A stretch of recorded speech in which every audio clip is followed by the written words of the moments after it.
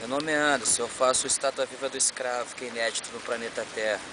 Em 1 ano e 89 dias de hoje, eu já passei de mais de 100 mil fotos espalhadas no mundo inteiro.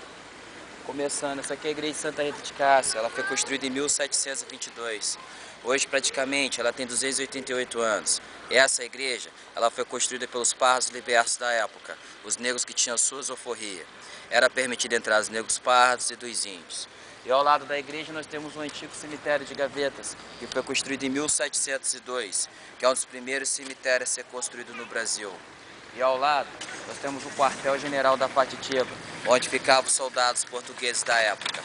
Na década de 50 e 90 se transformou em cadeia da cidade, e na década de hoje se tornou biblioteca municipal.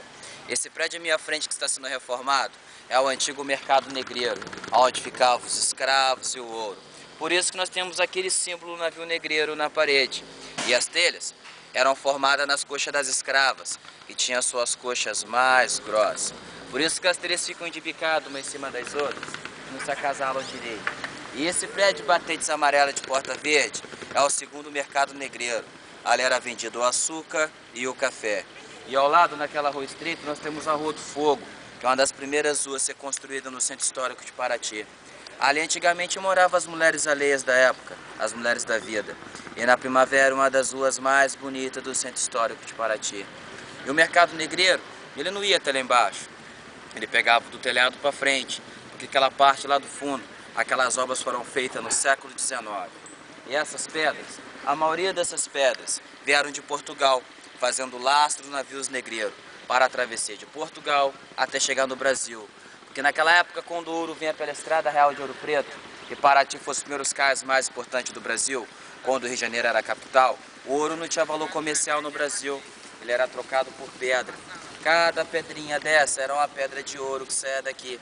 E as pedras chegavam rombudas e gozenhas que estou em cima, depois era lapidada pela mão dos escravos, ficava da tal forma como são as molduras da igreja.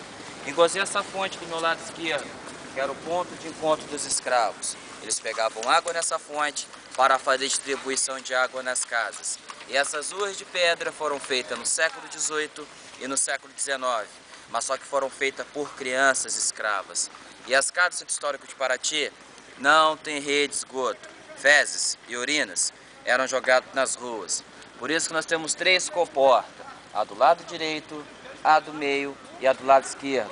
Conforme o nível do mar está subindo, e aqui onde vocês estão pisando era a praia, que o nível certo da cidade é do primeiro degrau da igreja, a maré do mar entrava nas ruas, fazia toda a limpeza de fezes e urinas e levava lá para o mar. Mas o começo não foi aqui, o começo foi lá em cima no forte. A expansão foi tão grande que eles tiveram que descer. E aqui está situada a cidade histórica hoje, era uma fazenda, a fazenda de Dona Geralda. Por isso nós temos o nome dessa rua, Rua Dona Geralda. Dona Geralda foi a senhora que doou esse terreno para os portugueses para a construção da cidade histórica, com uma condição, que não maltratasse os índios e construísse uma capela para ela. No lugar da capela foi construída a Igreja da Matriz, que dá 3 Santa Ritas dessa. E os índios? Quase que acabaram com a raça dos índios no Brasil. E aqui é a minha pessoa, o Anderson, a primeira estátua viva do escravo no Brasil que é inédito. Nesse 1 ano e 79 dias de hoje, eu já passei de mais de 100 mil fotos espalhadas no mundo inteiro. A escravidão tem 150 anos que acabou no nosso país, mas uma coisa que nunca devemos esquecer. Todas as cidades históricas feitas no Brasil foram feitas pela mão dos escravos. Eu não sou como estou representando a cultura afro-brasileira inexistente no nosso país, como estou representando a do mundo inteiro. Enfim, nada acabou por aqui, porque quando eu tiver força para representar a cultura afro-brasileira, não só no nosso país, mas como no mundo inteiro, eu vou lutar até o fim.